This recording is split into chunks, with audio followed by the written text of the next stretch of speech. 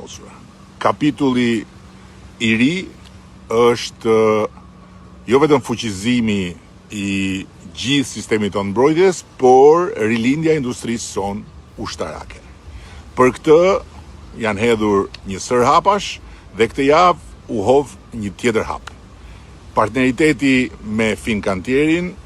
ushtri në një partneritet edhe me shkollën industriale Pavarësia të Vlorës. Pasi në kantierin e ri të Pashalimanit, baza e re prodhuese do të kërkojë 500 të reja, të rinj, teknik, inxhinier, informaticien, dhe për këtë arsye është bërë kjo marrëveshje dhe do të fillojë paralelisht me ndërtimin e kantierit dhe puna për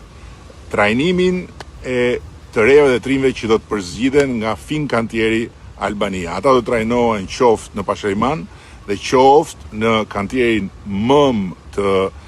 kompanisë globale të ekselencës italiane në brigjet e Italisë. Një tjetër moment për të shënuar nga java ishte vizita në Bochum të Gjermanisë me ftesë organizatorëve të samitit ndërkombëtar të teknologjisë Ruhr Summit, ku isha i ftuar për të prezantuar transformimet që kemi bërë në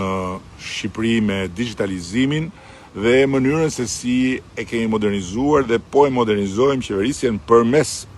digitalizimit dhe sfundmi edhe përmes futjes në përdorim të inteligjencës artificiale. Një tjetër moment në atë vizit ishte takimi me kryeministrin e landit, Hendrik Wurst, një ndër figurat më të spikatura të CDU-s gjermane, dhe një mik i interesuar për zhvillimet në Shqipëri, për ecurinë e procesit antarësimit të Ballkanit Perëndimor, me cilin folëm qoftë për këtë aspekt, pra për mbështetjen e Gjermanisë në mbylljen e kapitujve të negociatave, qoftë dhe për zgjerimin e marrëdhënies bilaterale me Gjermaninë edhe përmes marrëdhënieve me rajonet. Por padyshim që qershia mbitore e kësaj vizite ishte ajo e papritura në intervistën me gazetaren e seksionit ndërkombëtar Deutsche Welles, ku për hir të vërtetës u surprizova nga mënyra se si gazetaria e kishte gëlltitur tërësisht çorbën e të pavërtetave lidhur me Zvërnecin dhe lidhur me marrëdhënien mes qeverisë dhe kompanisë që përfaqësohet nga Jared Kushner, duke mos e fshehur ajo se i përkiste kampit të gjerë të gjithë atyre që e kthyen Shqipërinë në një arenë për të bërë luftën e tyre me Trumpin, qofshin në Amerikë, qofshin në Australi, qofshin edhe në Europë. U përballa me pyetje të tipit që si mund të privatizohet, të shitet toka publike, gjë që as nuk ka ndodhur, as nuk ka arsye të ndodhë. Zvërneci është tokë private, Sazani është tokë publike, ku ende nuk kemi mbyllur marrëveshjen, pikërisht sepse ne po negociojmë partneritetin dhe shteti që do të jetë gjithnjë pronar i tokës do të duhet dhe për të realizuar marrëveshja do të jetë ortak në sipërmarrje. Pra as nuk është kërkuar në një shitje e tokës publike. Pastaj gjithë pjesa që ka të bëjë me zonat e mbrojtura, me kapitull 27, me sa jemi ne të vetëdijshëm apo çfarë jemi ne në gjendje të sakrifikojmë deri dhe vetë Bashkimin Evropian për të bërë projektin. Një hata e madhe logjike, ndërkohë që historia është fare thjesht. Cilido që e ka shumë të qartë ose e ka pak të qartë, faktin që unë jam këtu për të udhëhequr Shqipërinë drejt antarësimit në Bashkimin Evropian, faktin që ne kemi një mandat popullor shumë të fortë për të realizuar këtë mision historik, faktin që ky mision historik nuk është i krahasueshëm dhe i barazvlefshëm me asgjë, e ka të qartë shumë edhe faktin që nuk ka asnjë shans që Shqipëria të bëj hapa, të bëj zhvillime që bien ndesh me standardet dhe kriteret e Bashkimit Evropian. Dhe në rastin konkret, e gjitha është një vorbull e cila përzihet për qëllime që tani më janë qartësisht të tjera, ndërkohë që ne jemi të detyruar nga ato standarde të bëjmë vlerësimin e impaktit mjedis, gjë që po e bëjmë. Jemi të detyruar nga ato standarde që t'i përgjigjemi të gjitha kritereve të Bashkimit Evropian. Pra, si thuash, siguresa për të gjitha ata që janë të shqetësuar është aty. Është pikërisht Komisioni Evropian, i cili deri tani është njohur në vimësi me faktet, edhe nuk ka asnjë sens alarmi, sepse është shumë i qartë që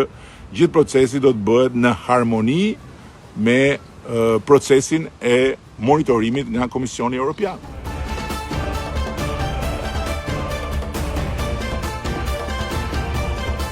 Kryeshënimi i javës ishte pa diskutim akti normativ i qershorit, ku edhe një herë tjetër ekonomia, e cila po rritet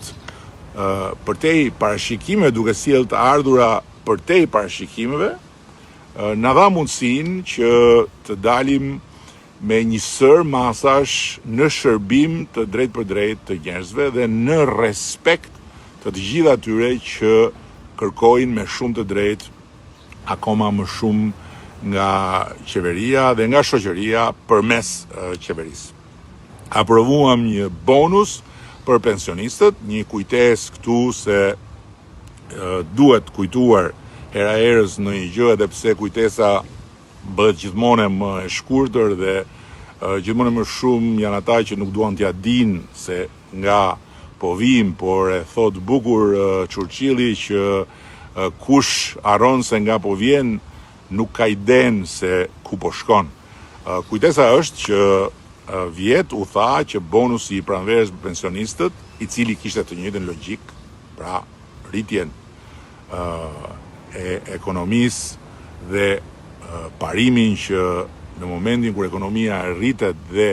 ne arrim t'i plotësojmë ato që kemi parashikuar, e na mbetet diçka, ajo që mbetet duhet ndahet me ata që kanë më shumë nevojë dhe pensionistët janë në radhë parë. Ata e bënin për fushat, thanë. Jo, ne nuk kemi asnjë fushat, fushatën tjetër e kemi në 2029, kështu që pensionistët morën një tjetër bonus ku u fut edhe çdo qindark e përfituar nga rritja e panatyrshme e çmimit të naftës si rezultat i krizës së luftës mes Shtetit Bashkuara, Izraelit dhe Iranit dhe asaj që ndodhi në rripin e Hormuzit. Pra, ne nuk futëm në buxhet asnjë qindark që erdhi më shumë nga taksat mbi naftën, por u dham ato pensionistëve. Po kështu ne vendosëm në dispozicion të smurve me kancer 15 milion euro të tjera për medikamentet e tyre. Dhe vendosëm po ashtu rritjen e pagave të mjekëve të urgjencës, heronj të vërtet. Vendosëm rritjen e garancisë sovrane për programin kombëtar që fillon së shpejti të dyfishimit të ndërmarrjeve. Vendosëm dyfishimin e mbështetjes për personat me aftësi të kufizuar, vendosëm dyfishimin e mbështetjes për fëmijët me aftësi të veçanta. Kujtoj se vjet fal edhe një gafe që u bëra, për cilën kërkova ndjes, u bë problem çështja e fëmijëve autik. Unë u zotova në ato fushat se do ta dyfishonim mbështetjen për ta dhe e bëm. Ashtu si kundër, u dham edhe kujdestarëve të personave me aftësi të kufizuar apo të fëmijëve me aftësi të veçanta një mbështetje që ata e kërkonin prej kohësh, pa llogaritur këtu pastaj edhe pjesët e tjera që shkuan në drejtim të zhvillimit rural dhe të zhvillimit urban. Ky është një kryeshënim që nuk zuri shumë vend, sepse dihet se me çfarë po merret i gjithë sistemi i komunikimit dhe informacionit në Shqipëri, ndërkohë që nga ana tjetër unë jam shumë i vëmendshëm dhe një ekip i tërë po dëgjon me shumë vëmendje gjithçka që duhet dëgjuar nga protesta e bulevardit, e cila ka dy shtresa, ujin e rrjedhshëm të gjithë atyre që dolën sinqerisht dhe që janë sinqerisht të shqetësuar apo që kanë halle reale, dhe korja e zezë e gjithë dështak zemrakëve të ardhur nga gjitha rrugët e jetës që kanë krijuar një situatë konvulsive ku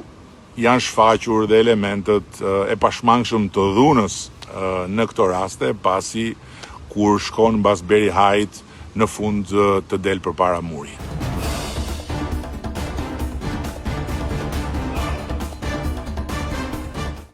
Dhe në shënimin e fundit do të prek dy momente që duket sikur s'kan lidhje me njëri tjetrin, por në fakt janë të lidhur dhe i lidh pikërisht modernizimi, transformimi dhe rinia. Kemi dyfishuar programin e startupeve, financimi nga 3 milion euro të parashikuara ka shkuar në 6 milion euro mbështetje, pasi jemi gjendur përpara një rritje befasuese të numrit të aplikimeve në programin Startup Albania. E kemi nisur atë program me më pak se 100 aplikime dhe këtë vit jemi gjendur me më shumë se 1200 aplikime. Kjo na ka vendosur në pozicionin e detyruar që t'i përgjigjemi të rejave dhe trinjve me një dyfishim të volumit financimit, dhe ndërkohë kemi komunikuar me ta dhe u kemi thënë se në rast se aplikimet do të vazhdojnë të rriten me këtë trend, edhe mbështetja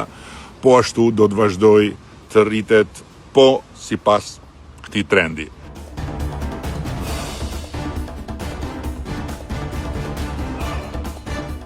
Në ndërkohë që po të rinj kanë qenë protagonist të një momenti tjetër të rëndësishëm në rrugën e transformimit të forcave tona të armatosura, çeljes së dyerve të shkollës kombëtare të fluturimit. Shqipëria kalon në një fazë të re me forcat e veta ajrore, duke u bërë një platformë e trajnimit dhe e certifikimit të pilotëve për forcat e armatosura. Është një shkollë kombëtare e fluturimit që do të mirëpres edhe kadet nga Kosova edhe nga dy vendet e tjera anëtare të NATO-s në rajon, Maqedonia e Veriut dhe Malizi, e patjetër edhe pastaj nga cilido vend tjetër aleat. Shkolla është një hap tejet i rëndësishëm, i realizuar në partneritet me një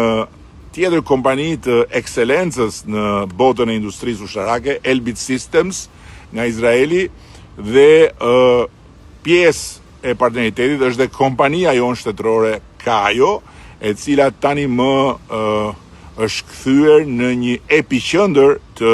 zhvillimeve transformuese në industrinë tonë të mbrojtjes, rilindjes cilës